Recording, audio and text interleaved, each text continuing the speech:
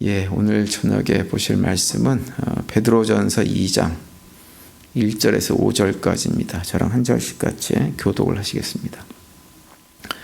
그러므로 모든 악독과 모든 기만과 외식과 시기와 모든 비방하는 말을 버리고 갓난아기들 같이 순전하고 신령한 젖을 사모하라. 이는 그로 말미암아 너희로 구원에 이르도록 자라게 하려 함이라. 너희가 주의 인자하심을 맛보았으면 그리하라. 사람에게는 버림바가 되었으나 하나님께는 택하심을 입은 보배로운 산돌이신 예수께 나아가 5절 다 같이요. 너희도 산돌같이 신령한 집으로 세워지고 예수 그리스도로 말미암아 하나님이 기쁘게 받으실 신령한 제사를 드릴 거룩한 제사장이 될지니라. 아멘. 오늘 저녁에는 이제 크로스의 성경 공부 44주차 그 25가 하나님의 백성과 사탄의 백성 두 번째 시간을 함께 살펴보겠는데요. 이제 오늘이 두 번째 시간이라고 하는 것은 앞서 한번 봤다고 하는 얘기죠. 우리 작년 12월 18일 수요일 날 그 25과의 그림이 8개가 나오는데 그 중에서 3개를 미리 살펴봤습니다. 그리고 오늘은 이제 나머지 5개의 그림을 살펴보려고 하는데요. 작년 12월 18일 날 공부했던 걸 기억하라고 그러면 무리겠죠. 그래서 약간 복습을 하고 나서 오늘 본문 내용을 또 그림을 살펴보도록 하겠는데요. 25가 첫 번째 그림은 이 그림이었습니다. 이 그림. 이 그림은 무엇을 이제 제목은 목적과 선물이라고 하는 건데요. 이건 뭘 얘기해 주냐면 위에 계신 분이 예수님이세요. 왕이신 예수님께서 우리들에게 선물을 주셨어요. 이 땅에 있는 교회 공동체 선물을 주셨는데 그 선물의 내용이 뭐냐면 목회자하고 성경입니다. 예수님께서 우리에게 그런 선물을 주신 목적이 있어요. 계획이 있습니다. 그것은 뭐냐면 우리들로 하여금 이 땅에 있는 성도들로 하여금 예수 그리스도의 모습을 닮아서 섬기는 삶을 살아가면서 이 땅에 그리스도의 몸된 교회를 세우게 하기 위해서 예수님께서 목회자와 성경을 선물로 주셨다고 하는 것이 이 그림의 내용이었습니다. 그리고 이제 두 번째 그림은 이 그림이에요. 이 그림입니다. 이 그림은 이제 이 땅에 예수님께서 교회를 세우셨는데 그 교회가 어떤 공동체인지를 보여주고 있는 그림입니다. 그런데 이제 여기 맨 위에 보면 에클레시아라고 하는 말이 써 있는데요. 이 에클레시아라고 하는 말이 이제 우리 한국말로 번역하면 교회가 됩니다. 근데 이제 이 에클레시아라는 말은 예수님께서 처음 사용하신 용어가 아니고 이미 예수님께서 공생애를 사시는 동안에 그 당시 사회에서 많이 사용되던 말이라고 말씀을 드렸습니다. 그러니까는 이게 어떤 의미의 말이냐면 이제 보통 때는 평상시에는 다 자기의 삶의 터전에서 삶을 살던 사람들이 국가의 어떤 커다란 일이 터졌어요. 뭐 전쟁이 터졌다든지 아니면 사람을 세우는 일이 뭐 이렇게 생겼다든지 아니면 큰 토목공사를 해야 된다든지 아니면 재정적으로 뭔가 필요한 이런 같이 어떤 국가적으로 필요한 어떤 일이 있을 때 각 지역에 있는 대표자들을 다 불러 모아가지고 그 문제를 의논한 다음에 결론을 맺고 딱 그 사람들이 또 자기 자신의 삶의 터전으로 가가지고 그 결론을 맺고 의논한 것들이 제대로 성취되게 하기 위해서 일을 하던 그런 모임이 있었어요. 그 모임의 이름이 뭐냐 하면 바로 에클레시아라고 하는 모임이에요. 그런데 이제 예수님께서 이 단어를 사용하신 것은 이 땅에 세워진 교회도 같은 성격을 가진 공동체이기 때문에 그 단어를 사용하신 거예요. 그래서 이제 세 번째 그림이 뭐냐 하면 하나님의 교회라고 하는 제목으로 이 그림을 우리가 살펴봤습니다. 그래서 이 그림에서도 이제 보여주는 것이 에클레시아랑 똑같은 이미지가 뭐냐면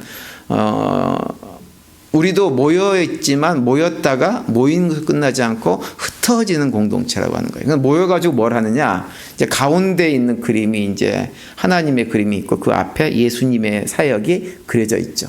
그러니까 모여가지고 뭘 하느냐? 우리를 구원하기 위해서 이 땅에 오셔서 섬김의 삶을 사셨던 예수님께서 섬김의 극치인 십자가에서 우리의 죄를 대속하시고 죽으신 다음에 3일 만에 부활 승천하셔서 우리가 이 땅에서 타락한 인간을 본성을 가지고 있는 우리 인간들이 감당하지 못하는 이 죄의 문제를 해결해 주신 그 예수님을 함께 모여서 기억하고 찬양하고, 그리고 그 예수님께서 섬기셨던 것처럼 우리도 섬기기로 마음에 결단하고 다짐하는 모임을 가진 후에 그것만으로 끝나는 것이 아니라 이제는 각자의 삶의 자리로 가가지고 그 자리에서 예수님의 모습을 닮아서 그 모습대로 삶을 살아가는 사람들의 공동체가 무엇이냐? 교회라고 하는 것입니다. 교회. 그래서 이 그림이 그것을 우리한테 보여주죠. 그래서 화살표가 앞에서 봤던 그림도 이렇게 양쪽으로 되어 있는 것처럼 교회의 모습도 양쪽으로 되어 있죠. 모였다가 흩어지고 모였다가 흩어지고. 우리가 주일날 교회 와가지고 모여서 예수님에 대해서 다시 한번 기억하고 그분의 삶과 그분께서 우리를 위해서 행하신 일과 그분께서 우리에게 명령하신 여러 가지 말씀들을 다시 한번 쭉 되새긴 다음에 그것으로 끝이 아니고 각자의 삶의 자리로 가가지고 그 예수님의 모습을 닮아서 삶을 살아내면서 그 예수님을 증거하는 삶을 살아가는 사람들이 누구냐? 하나님의 교회라고 하는 거예요. 그래서 여기 이제 그림 동그라미 보면은 여러 가지 직업들이 쭉 뭐 있죠. 농부부터 시작해가지고 무슨 뭐 음악가도 있고 뭐 연구자도 있고 여러 종류의 직업들이 있습니다. 여기에 이제 빈 공간이 하나 있잖아요. 빈 공간은 자기 자신을 집어넣으라고 빈 공간으로 남겨놓은 거예요. 그러니까 우리 모두가 다 그리스도의 몸된 하나님의 교회의 일원인 거죠. 그래서 모였다가 흩어지는 교회의 모습이 바로 이제 이 그림을 통해서 우리가 지난 시간에 살펴봤는데요. 여기까지가 이제 지난 12월 달에 살펴봤던 세 가지 그림이고요. 오늘은 이제 네 번째 그림인데요. 네 번째 그림은 제목이 좀 무섭습니다. 이런 제목이에요. 이런 제목이에요. 교회 제목이 뭔가요? 사탄의 교회, 사탄의 교회. 사탄도 예수님께서 그러셨던 것처럼 사탄도 이 땅에 교회를 세웁니다. 그래가지고는 사탄에 의해서 부름받은 사람들이 있어요. 이 그림에 나온 사람들은 사탄에 의해서 부름받은 사람들이에요. 불러가지고 어떻게 하느냐? 사탄 자기를 닮은 삶을 살도록 교육하는 거예요. 그래서 가운데 있는 그림이 맨 가운데 뭐가 있어요? 사탄의 이미지가 있고 자기만을 사랑하는 이미지가 동그랗게 그려져 있는 거죠. 그래서 불러 모아가지고 열심히 가르칩니다. 자기가 최고, 내가 제일, 자기 생각만 하고 자기 유익만 구하는 삶이 어떤 삶인가를 열심히 가르쳐요. 그리고 너가 제일이다. 제일 공부도 많이 했고 아는 것도 제일 많고 경험도 제일 많고 그렇기 때문에 내가 어디에 가든지 다 내 말만 듣고 내가 하자는 대로 해야 된다라고 하는 사고들을 갖게끔 만들어요. 자기만 사랑하고 자기만 기준이 된 삶을 만듭니다. 그래서 불러 모아가지고 가르칩니다. 그것이 사탄의 교회의 특징이에요. 그러면서 이제 각자 자기의 삶의 터전으로 가가지고 그냥 그렇게 사는 거예요. 하나님을 찬양하는 손이 아니잖아요. 손 다 내리고 어떻게 해요? 자기의 유익만을 위해서 그냥 살아가는 것입니다. 근데 이 모습이 어디의 모습이냐면 이 세상의 모습이에요. 이 세상에서 끊임없이 사람들을 이렇게 교육합니다. 특별히 우리가 아이들을 학교에 보내는데요. 아이들 학교에 보내면 특히 미국 학교는요. 이거 열심히 가르칩니다. 네가 최고야. 네가 제일이야. 너의 생각이 가장 옳은 생각이야. 너의 유익만 위해 살아. 너만 사랑하고 살아라고 하는 것을 아이들에게 끊임없이 가르치는 것이 요즘 현대 사회입니다. 점점점 기독교 문화가 사라지고 기독교 영향력이 점점점 사라지면서 점점점 이 사탄의 교육이 이 세상을 점점점 모든 교육 과정에서 자리 잡고 있는 것이 현실이에요. 그래서 우리가 자녀들을 학교를 보내면서요. 이 점을 굉장히 신경을 많이 써야 됩니다. 그런데 안타까운 건 뭐냐면 많은 믿음의 성도들 가정 부모님들도 이것을 그냥 방치하고 오히려 그걸 장려하는 경향이 상당히 많이 있습니다. 그래서 예전에도 한번 말씀을 제가 드렸지만 우리 크리스찬 부모님들이 아이들한테 그런 말 하지 말아야 돼요. 배워서 남 주냐? 돈 벌어서 남 줘? 이런 말 하면 안 돼요. 이런 거 가르치면 안 됩니다. 세상 사람들이 그렇게 가르치는 거예요. 배워서 남 주냐? 다 네 거야. 돈 벌어서 남 줘. 다 네 거야. 열심히 돈 벌고 열심히 배워. 이렇게 세상은 가르치잖아요. 우리 믿음의 성도들은 그렇게 가르쳐서는 안 됩니다. 배워서 남 주고 돈 벌어서 남 주고 살아가는 것이 하나님의 교회 백성들의 삶의 모습인 것입니다. 그래서 이 그림에도 보면 여러 가지 종류가 있지만 이 사람 다 자기 위해서 살아가요. 직업을 가지면 다 자기 자신을 위해서. 뭐 대학 교수, 연구원, 무슨 박사 학위 받고 이거 온갖 다 한 것들 다 무엇이냐면 다 자기 자신을 위해서요. 남들을 위해서, 내가 아닌 타인을 위해서 하는 것은 어느 정도 수준이냐면 타인을 한다고 하는 것이 기껏 해봐야 내 혈연과 관계 있는 내 부모든지 자식이든지 거기까지 하지 그거만 울타리만 넣어가면 절대로 안 합니다.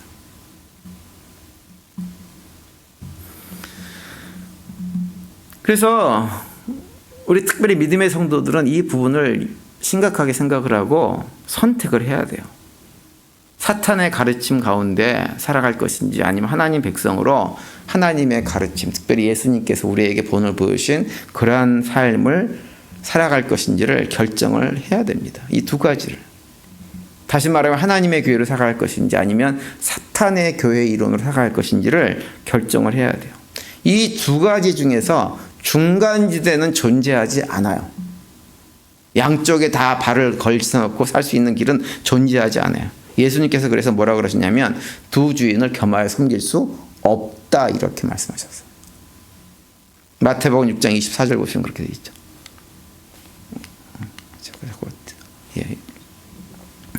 한 사람이 두 주인을 섬기지 못할 것이니 혹 이를 미워하고 저를 사랑하거나 혹 이를 중히 여기고 저를 경히 여기게 됨이라.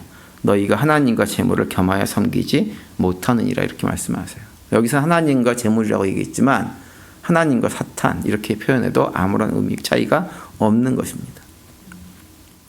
예전에도 한번 말씀드렸지만 우리가 신앙생활을 할 때요. 어떤 분들은 재미있게 하시는 분들이 있고요. 어떤 분들은 정말 재미없게 하시는 분들이 있어요. 근데 재미있게 하시는 분들의 특징은 뭐냐면 딱 마음으로 결정하고 내가 하나님의 교회로서의 일원으로서 삶을 살겠다고 결정을 하는 분은 신앙생활이 재밌어요.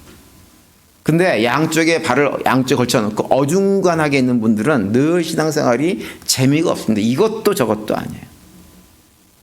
그렇게 신앙생활을 합니다. 차라리 그냥 왼쪽에, 그러니까는 사탄의 세계 쪽으로 발을 완전 옮겨서 거기 살면 또 거기 나름대로 재미가 있어요. 근데 우린 그러지도 못해요. 양쪽에 어중간하게 있으니까 이것도 아니고 저것도 아닌 거예요. 근데 선택을 해야 됩니다. 선택을 해야 돼요. 세상에 완전히 빠져 살면 세상적인 쾌락이 있습니다. 근데 잠시 잠깐 있다가 사라지는 거예요. 그래서 마치 그 요한복음 4장에 나온 수가성 여인처럼 세상에서 온갖 쾌락을 쫓아서 막 살아보지만 결국은 만족이 없는 것이 그쪽 세계예요. 근데 그쪽 세계를 선택해 살든지 아니면 세상 사람들이 볼 때는 왜 저러고 사냐, 바보들이냐, 뭐 이런 소리를 하지만 그럼에도 불구하고 딱 하나님의 교회의 일원으로 삶을 살아가게 되어지면 세상 사람들은 맛보지 못하는 기쁨, 만족이 우리 안에서 생수처럼 솟아오르는 경험들을 하게 되는 것입니다. 선택을 해야 돼요. 그래서 저는 우리 교회 성도님들이 하나님의 교회 일원으로 살아가시면서 그 하나님께서 우리에게 주시는 그 기쁨, 그 만족, 그런 것들을 누리면서 살아갈 수 있게 되기를 정말 간절히 바랍니다. 그리고 이제 다음 그림을 보시면 이 그림이에요. 이게 사탄의 미소예요. 사탄의 미소. 제목이 사탄의 미소입니다. 사탄을 미소 짓게 만들어줘요. 밑에 보면 하얀 그림 보이십니까? 밑에 하얀 부분에 그림 보이세요? 이게 사탄이 그려져 있는데요. 이 사탄이 어떻게 하고 있냐면 씩 웃고 있어요. 그림이 그렇게 있는데 잘 안 보이네. 좀 환하게 밝혀져가지고. 근데 이 사탄이 왜 미소 짓느냐? 위에 있는 내용 때문이에요. 위에 있는 내용이 뭐예요? 가운데 일이 써 있죠. 그리고 사람이 이렇게 돼 있죠. 하나님을 찬양하는 것이 아니라 내가 제일이야 이러고 죄 가운데 있는 거예요.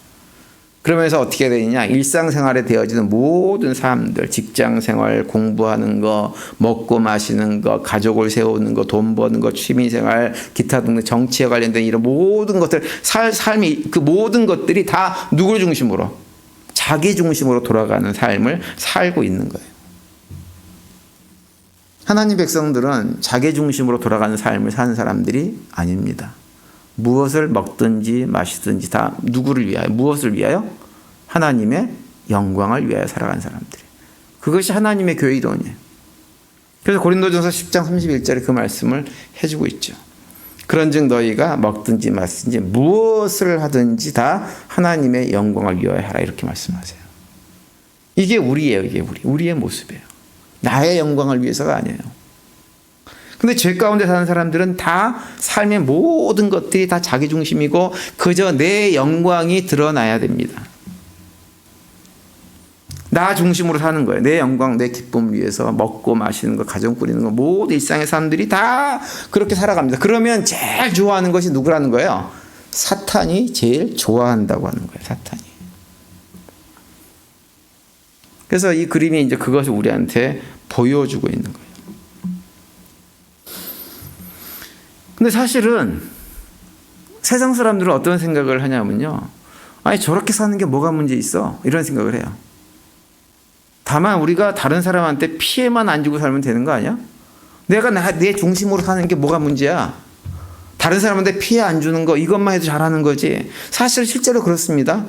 우리가 이 땅에 살면서 다른 사람들한테 피해 안 주고 살아야 돼. 주지 말아야 돼. 만약에 우리가 예수 믿는다고 하면서 다른 사람들한테 피해 주고 억울한 일을 만들고 이렇게 살면 안 돼요. 그러면 세상 사람들은 못 사는 거예요. 잘못 사는 거죠. 근데 다만 우리 하나님 백성들은 그 정도 수준에 머물러 있어서는 안 된다고 하는 거예요. 그 정도 수준에. 다른 사람들에게 피해를 안 주는 정도의 수준에서 나만 그냥 잘 되면 되는 삶을 살아서는 안 된다고 하는 거예요. 하나님 백성이 되었으면, 하나님 자녀가 되었으면 하나님의 성품을 닮아서 거룩한 삶을 살아가고 세상 사람들과 다른 차원의 삶을 살려고 부름받은 사람들이 우리들이기 때문에 그래요. 그래서 다른 사람들에게 피해를 주지 않고 사는 것은 세상 사람들 입장에서는 나름대로 훌륭한 기준이 되지만 그 기준이 우리한테 적용되는 것은 아니란 말이죠. 그걸 우리한테 적용해서는 안 되는 것입니다. 난 다른 사람한테 피해 안 주고 살아. 그걸 자랑할 일이 결코 아니라고 하는 거예요. 성경에 보면 사단이 우리에게 다가올 때요, 악한 일을 하라고 다가오지 않습니다. 아주 지극히 평범한 일을 하고 오히려 어떤 데는 굉장히 인간적으로 볼 땐 선해 보이는 방식을 하라는 것으로 다가옵니다. 그래서 고린도후서 11장에 보면 이런 말씀 우리한테 해주고 있어요. 11장 14절 15절 보면 이것이 이상한 일이 아니라 사단도 자기를 광명의 천사로 장하나니 그러므로 사단의 일꾼들도 자기를 의의 일꾼으로 가장하는 것이 또한 큰 일이 아니라 저희의 결국은 그 행위대로 되리라. 이렇게 말씀을 하고 있어요. 사단이 의롭게 자기를 가장해서 우리에게 다가옵니다. 그게 사단의 모습이에요. 그래서 나름대로는 바르게 사는 것처럼 남들한테 피해 안 주는 이런 모습으로 굉장히 그것이 선한 것처럼 우리에게 다가와서 이렇게만 살아도 돼 이렇게 자꾸 미혹을 해요. 우리를. 근데 그것이 우리가 사는 기준이 되어서는 안 된다고 하는 것입니다. 그래서 크레도스의 교재 보시면 263페이지에 보시면 사단에 대해서 이런 설명을 해놓고 있어요. 성경은 사탄의 모습에 대해서는 거의 말하고 있지 않다. 오히려 사람들의 생활을 스치고 지나가는 그의 발자국에 대해서 많은 언급을 하고 있다. 사탄에게 있어서 공개적으로 사람들을 미혹하여 악한 생활을 하도록 설득하는 것은 한낱 불필요한 일에 지나지 않는다. 그는 단지 그들로 하여금 무익한 생활을 하도록 설득하기만 하면 된다. 사탄의 슬로건은 아무런 손해도 주지 않고 모든 일들을 너희들만 위하여 이다. 이렇게 이 교재에 얘기를 해주고 있어요. 사단은 우리한테 굳이 악한 일을 하라고 설득하지 않아요. 그냥 무익한 너 자신만을 위해서, 내가 속한 공동체에게는 아무런 도움도 안 되지만 너 자신만을 위해서 삶을 살아가라라고 우리한테 미혹하는 것이 사단이라고 하는. 그렇게만 살면 사단이 너무너무 기뻐합니다. 근데 우리가 주변에 보면 그거 가지고 자랑하며 사는 사람들이 의외로 많이 있어요. 아니, 난 다른 사람한테 피해 안 줘. 나 열심히 일해서 열심히 돈 벌어서 나 혼자 열심히 잘 살아. 이것이면 됐지 뭐. 그러면서 자기가 굉장히 훌륭한 사람인 것처럼 사람들이 인정해 주기를 바랍니다. 물론 그것이 앞에서도 말씀드렸지만 세상 기준으로 보면 나름대로 괜찮은 삶이에요. 그런데 그 기준이 우리에게는 해당되는 게 아니에요. 우리에게는. 우리 하나님 백성들에게는 해당되는 것이 결코 아닙니다. 그래서 다음 그림은 우리한테 뭘 보여주냐면 그렇게 자기만을 위해서 살아가는 사람들의 실제 삶이 어떤지를 우리한테 보여줍니다. 이게 세상 방법들이라고 하는 제목인데요. 이 그림에 보시면 이제 가운데 빨간 원이 있죠. 원이 있고 이렇게 하나님을 찬양하지 않는 죄 가운데 살아가는 사람의 모습이 있습니다. 그런데 그 사람 바로 위에 빨간 선이 있는데 보면 이렇게 검정색으로 이렇게 되어 있는 것이 있어요. 이렇게. 이게 좀 확대하면 이런 모양이에요. 이런 모양. 이렇게 되어 있는 것이 있어요. 이게 뭐냐면 나사를 이렇게 돌리는 것입니다. 돌리는 거예요. 이게 뭐냐면요. 우리가 세상에 사는 사람들이 자신만을 위해서 열심히 살아가요. 열심히 살아가면서 뭐 먹는 것도 열심히 하고 그다음에 공부도 열심히 하고 직장생활도 열심히 하고 돈도 열심히 벌어요. 그래서 그런 것들을 다 자기를 위해서 자기 유익을 위해서 열심히 살아가긴 해요. 그래서 그런 것들이 막 잘 되잖아요. 내가 계획한 대로 잘 되면 성공한 삶인 것처럼 얘기도 많이 합니다. 그래서 그것 때문에 기뻐하기도 하고 좋아하기도 하고 막 그러죠. 그런데 문제는 뭐냐 하면 그런 것들이 다 잘 되면 큰 문제가 없는데 다 잘 되는 경우가 별로 없다고 하는 거예요. 잘 되게 하기 위해서 엄청난 노력을 해도 될까 말까 한 것이 실제 세상 삶이에요. 그래서 이런 문제들이 결국은 어떻게 하냐면 우리를 점점점 힘들게 만듭니다. 조여옵니다. 조여와가지고 어떻게 되느냐, 스트레스 받고 사는 거예요. 이 땅에 살면서. 예수 믿지 않는 분들 보면 우리가 이따금 뉴스 같은 데서 참 많이 보지만 단명하시는 분들 의외로 많습니다. 굉장한 부자인데 80을 못 넘기신 분들이 의외로 많으세요. 근데 보면 다들 몸에 이상이 있고 이래가지고 질병으로 돌아가신 분들이 굉장히 많습니다. 왜 그러느냐? 다 스트레스 때문에 그래요. 살면서 온갖 스트레스를 다 받고 사는 거예요. 그러다 보니까 삶이 전전긍긍하는 거죠. 그냥 살면서. 근데 세상 사람들이 그러고 살아가요. 그래서 이러한 모습의 삶이 그냥 사는 겁니다. 스트레스를 사방에서 받아요. 사방에서 받으면서 일상의 삶 속에 살아가요. 근데 사단은 어떻게 하느냐? 계속 그러한 삶을 잘 사는 거야. 성공해야지. 그러면서 계속해서 나의 성공을 위해서 추구하며 살아가라고 얼마나 우리를 독촉하는지 모릅니다. 근데 결과는 뭐냐? 온갖 스트레스, 온갖 질병으로 점점 삶이 공고해지는 것입니다. 그래서 우리가 사실은 이 점은요, 우리가 하나님 백성으로 사는 문제, 사단의 교회로 사는 문제, 이 두 가지는요, 그냥 종교적인 차원에서 생각해 보라고 할 문제가 아니에요. 실제 나의 삶이 이 땅에 살면서 정말로 편안한 삶을 누리고 살 수 있을지 없을지를 결정짓는 문제이기 때문에 이거는 심각하게 생각해 봐야 되는 문제입니다. 난 사탄의 교회 일원으로 사는가? 하나님 교회 일원으로 사는가? 그래서 교재에 보시면 또 그런 얘기가 나와요. 교재 265페이지 5번에 보면 이런 내용이 나옵니다. 사람들은 본성적으로 생활에서의 성공 여부는 내 스스로를 위해 얼마나 잘 행하였는가에 의해 판가름된다는 세상의 기준에 동의하고 있다. 하나님께서 성공 여부를 판단하신 표준은 나는 하나님과 이웃을 위해 얼마나 잘 행하였는가이다. 나 스스로를 위해서 얼마나 잘 행하였는가가 하나님 백성들의 기준이 아니야. 하나님의 평가의 기준이 아니야. 우리의 기준은 무엇이냐? 내가 나와 하나님을 위해서. 내가 아닌 하나님과 세상을 위해서. 얼마만큼 잘 행하고 있느냐? 여기에 따라서 내가 믿음의 길을 잘 가고 있느냐, 가지 못하고 있느냐가 결정된다고 하는 것입니다. 사단의 교회 구성원들은 늘 나예요, 나. 내 스스로. 나 자신을 위해서 얼마만큼 열심히 잘했느냐. 늘 나야. 근데 하나님의 교회 구성원들은 하나님과 항상 이웃이 중심에 있는 것입니다. 그래서 이제 다음 그림은 하나님 교회 구성원들이 어떠한 삶을 살아야 될지를 우리한테 보여주는 그림이 다음 그림이에요. 그리스도의 몸이라고 하는 제목인데요. 여기 뒤에 있는 하얀색의 모습이 예수님의 섬김의 모습을 그려놓은 거예요. 예수님을 그려놓은 거예요. 근데 이제 예수님의 모습은 뭐냐면 그리스도의 몸으로서의 교회를 상징하는 것이거든요. 그래서 맨 위에 보면 뭐가 있어요? 머리에 예수님의 모습, 사역의 모습이 쭉 그려져 있죠. 그죠? 그러니까 이거는 뭐냐면 그리스도의 몸된 교회의 머리가 누구이냐면 예수 그리스도라고 하는 거예요. 그래서 교회는 항상 머리 대신 예수 그리스도, 그분께서 이 땅에 오셔서 섬김의 삶을 사시고 섬김의 극진 십자가에서 우리를 위해서 돌아가시고 부활하고 승천하셨다고 하는 그 사실을 늘 기억하면서 그 예수님을 중심으로 삶의 모든 일들을 행하는 것이 뭐냐? 그리스도 없는 교회 공동체가 살아가는 삶의 방식이라고 하는 것입니다. 그래서 골로새서 1장 18절에 보면 이런 말씀이 있습니다.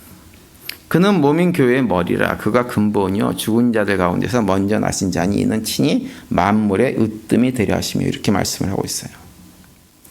교회가 사탄의 교회가 아니라 예수님의 교회가 되려고 하면 누구를 머리로 삼아야 돼요? 예수님을 머리로 삼으면 돼요. 거꾸로 교회가 교회답지 않게 되어지려면 누가 머리가 되면 될까요? 내가 머리가 되면 돼요.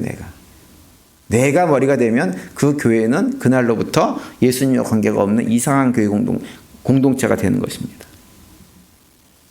목사가 머리가 되려고 하고, 장로가 머리 되려고 하고, 집사가 머리 되려고 하고, 공부 많이 한 사람이 머리 되려고 하고, 경험 많은 사람들이 머리 되려고 하고, 그런 교회가 되어지면 그 교회는 이미 하나님의 교회로서의 자격도 없을 뿐만 아니라 될 가능성도 없는 거예요. 교회로서의 존재 자체가 의미가 없게 되어집니다. 그러면 그 교회는 하나님의 교회가 아니라 사단의 교회가 되어지는 거죠. 사람이 머리가 돼서는 결코 건강한 교회가 될 수가 없어요. 그래서 사람을 자꾸 머리로 세우려고 하지 말아야 돼요. 성도들도 목사를 하늘 위에 올려놓으려고 그러지 말아야 돼요. 자꾸 뛰어가지고는 목사가 무슨 대단한 존재라도 되는 것처럼, 신령한 은사라도 있는 것처럼 자꾸 그래서는 안 되는 거예요. 목사가 목사 역할을 하는 이유는 뭐냐면 받은 은사가 이것이기 때문에 하는 것이지, 성도보다 특별하게 능력이 있고 영적인 대단한 뭐가 있어서 그러는 것이 결코 아닙니다. 근데 우리는 너무 목사를 갖다가 교회에서 보면은 높이 띄워가지고 목사가 대단한 뭐라 되는 것처럼 그 말 한마디에 그냥 하나님 말씀인 것을 생각하는 분들이 상당히 많이 있어요. 한국교회, 특별히 대형교회일수록 그런 교회들이 너무나도 많이 있습니다. 그 교회는 이미 예수님의 교회가 아니에요. 그런 교회들은 아무리 크고 화려하게 예배를 드려도 하나님께서 말라기에서 내가 너희들의 예배에 신물이 난다라고 하는 것처럼 그러한 결과를 만들어내고 있는 것뿐입니다. 절대 그래서는 안 됩니다. 목사도 위로 높이 자꾸 세우지 말아야 되지만 성도들 개개인도 내가 이 교회의 머리가 돼야지라고 하는 생각을 하지 말아야 됩니다. 그래야만 교회가 교회될 수 있고, 우리 교회는 늘 예수 그리스도가 머리가 돼서 그분이 주도해 나갈 수 있도록 그분에게 늘 길을, 자리를 마련해 드려야 돼요. 그런 교회가 될 때 우리 교회가 건강한 교회가 되어지는 거예요. 제가 저희 교회 와가지고 처음에 당회원들한테 맨날 했던 얘기가 있어요. 우리 교회는 예수님이 오셔도 일꾼으로 세움을 잊지 못할 것 같다는 얘기를 참 많이 했어요. 와서 보니까는 생각은 굉장히 이상적인 생각이에요. 완벽한 인간, 어떤 그 크리스찬 한 사람을 갖다가 교회 일꾼으로 세우겠다고 얼마나 잘 만들어놨는지 모릅니다. 그런데 거기에 제가 보니까는 하나님께서 개입하실 예정은 조금도 없는 내용이었어요. 제가 그 얘기를 여러 번 했어요. 계속 해가지고 지금 저희 교회 당회원들이 그걸 다 이해하세요. 우리 사람이 만들어놓은 제도나 이런 것들은 다 허술하게 어딘가 허점이 있게 되어 있습니다. 그걸 완벽하게 만든다고 만들어지냐면 결코 그런 일 없어요. 그래서 그 완벽하지 못한 부분은 하나님께 내어 맡기고 그분이 개입해서 일하실 수 있도록 공간을 마련해 주는 것이 훨씬 더 교회를 위해서 복되어집니다. 그래서 제가 그걸 자꾸 만들려고 이런저런 시도들을 지난 2년 동안 했고, 지금 우리 당회원들도 그걸 갖다가 다 공감하고 같이 그 일을 해나가고 있는 편입니다. 그래서 우리가 다른 건 몰라도 교회 공동체에서는 하나님이 주인이 되시고 예수님이 머리가 되시게 하기 위해서 애를 써야 돼요. 최선을 다해야 돼요. 개인의 삶도 마찬가지. 우리 개인의 삶도 내가 그리스도의 몸된 교회의 일원일 뿐만 아니라 밖으로 나가는 순간 또 하나의 교회인 걸 기억하고 예수님이 내 삶의 머리가 되어져 가지고 내가 취미생활을 하든 돈을 벌든지 가족 공동체를 세우는 일든지 먹는 무슨 무엇을 하든지 간에 이 모든 것들이 예수님의 마음에 합한 것이 되게 하기 위해서 수고하고 살아가는 것, 그것이 우리가 교회로서의 삶을 살아가는 것입니다. 그리고 열심히 예수님께 붙어 있어야 돼요. 예수님께 붙어 있어서 어떻게 해서든지 예수님과 함께 뭔가를 하려고 할 때 우리의 삶을 통해 가지고 무엇이 맺어지냐면 그리스도의 열매가 삶을 통해서 맺어지는 삶을 살 수가 있는 것입니다. 예전에 제가 누가복음 15장 포도나무 비유를 이렇게 설명을 하면서 그런 말씀 드렸죠. 포도나무 가지가 열매를 맺는 비결은 무엇인가? 다른 거 없어요. 포도나무 가지는 원나무에 싹 붙어 있으면 자연스럽게 열매 맺게 되어 있는 거예요. 무엇으로 붙어 있느냐? 말씀과 기도로 붙어 있는 거예요. 말씀과 기도로. 신앙생활 하면서 말씀을 읽고 묵상하지 않고 기도 생활이 없다는 얘기는 예수님하고 딱 떨어져 있다고 하는 얘기예요. 떨어져 있으면 어떻게 될까요? 말라 비틀어질 수밖에 없어요. 아무런 열매도 맺지 못하는 것입니다. 우리가 딱 달라붙어 있기 위해서 열심히 훈련을 해야 돼요. 그거는 또 잘 안 돼요. 우리 안에 타락한 본성이 있어가지고요. 자꾸 떨어지고 싶어 합니다. 붙어있는 훈련을 열심히 해야 됩니다. 그러면 붙어만 있기만 하면 자연스럽게 열매는 맺어지는 것입니다. 그렇게 되어지면 이제 모든 이 그림에서처럼 우리가 어떤 삶을 살아갈 수 있느냐? 우리의 살아가는 삶의 모든 자리에서 섬김의 삶을 살아갈 수가 있는 거예요. 섬김의 삶을. 교회 공동체는 섬김의 공동체예요. 사랑은 하나님을 향해서 하는 사랑은 제가 뭐라 그랬어요? 순종이 하나님에 대한 사랑이에요. 이웃에 대한 사랑은 뭐예요? 뭐가 사랑이에요? 섬김이 이웃에 대한 사랑이에요. 이거 기억하셔야 됩니다. 근데 섬김이라고 하는 것이 밥 사주는 게 섬김이 아니에요. 뭐가 섬김이에요? 상대방이 감당하지 못하는 부족한 것을 내가 가진 은사를 가지고 대신 채워주는 것이 섬김이에요. 그것이 예수님께서 우리를 위해서 하신 일이에요. 우리가 감당하지 못하는 문제가 뭐예요? 죄의 문제를 해결하지 못하는 거예요. 그래서 예수님께서 다른 것을 온갖 걸 다 해주신 게 아니에요. 딱 한 가지 해주셨어요. 우리를 위해서. 우리의 죄의 문제를 해결해 주신 거. 그거 하나 하셨어요. 왜냐하면 그것만 유일하게 예수님께서 우리에게 해줘야 되는 일이기 때문에. 그래서 그걸 하신 거예요. 우리도 마찬가지예요. 하나님께서 나에게 주신 은사를 가지고 내 주변에 있는 내가 사는 그 지역 공동체에 있는 내가 아니면 감당하지 못한 어떤 문제가 있으면 왜 그거 못하느냐고 지적하고 책망할 것이 아니라 누가 해야 돼요? 내가 하는 거예요. 내가 도와주는 거예요. 그래서 그 사람이 그 공동체의 부족한 모습이 드러나지 않도록 만들어주는 것이 무엇이냐? 그것이 바로 섬김이에요. 섬김. 그러한 삶을 살아가는 것이 그리스도 없는 교회 공동체의 삶이라고 하는 거죠. 그러한 섬김의 삶을 살 때 어떤 일이 벌어지냐? 너도 살고 나도 사는 거예요. 같이 거룩하게 세워져 가는 거예요. 마지막 그림은 이 그림입니다. 살아있는 돌들로 지어진 성전, 교회의 모습을 그려놓은 건데요. 맨 왼쪽 아래 보면 그림이 그려져 있죠. 노란색으로. 누굴까요? 예수님의 모습을 그려놓은 거예요. 예수님. 그러니까 예수님은 어떤 분이시냐? 새로운 하나님의 백성들의 공동체인 교회의 모퉁이 돌이 되시는 분이라고 하는 것을 그려놓은 거예요. 시편과 구약에 보면 어떤 표현들이 나오냐면 건축자들의 버린 돌이 모퉁이 돌이 되었다라고 하는 표현들이 나옵니다. 건축자들은 옛날의 건축자들은 주로 다 어떤 사람들이냐면 전공이 뭐냐면 돌을 잘 보는 거예요. 이 돌이 쓸모 있는 돌인지 쓸모없는지를 잘 봐가지고 그걸 잘 깎아가지고 쓸모 있게 만드는 사람들이 건축자들이었어요. 옛날에.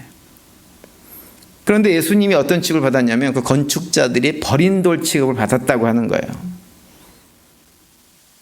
인간적으로 볼 때는 저 사람들이 가장 예수님을 잘 알아볼 것 같은 사람들인데 그 사람들이 예수님을 알아보지 못했다고 하는 거죠. 예수님 당시에 구약의 종교 전문가였던 바리새인 같은 서기관 같은 이런 사람들이 예수님을 쓸모없는 돌이라고 내다 버렸다고 하는 거예요. 죽여버린 거죠.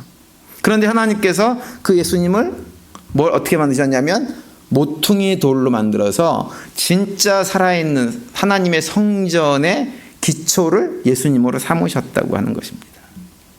그래서 예수님이 기본이 돼가지고 예수님을 닮은 또 다른 산 돌들이 함께 모여가지고 뭘 만들어요? 거룩한 공동체, 교회를 세워나가는 것이 바로 이 그림이에요.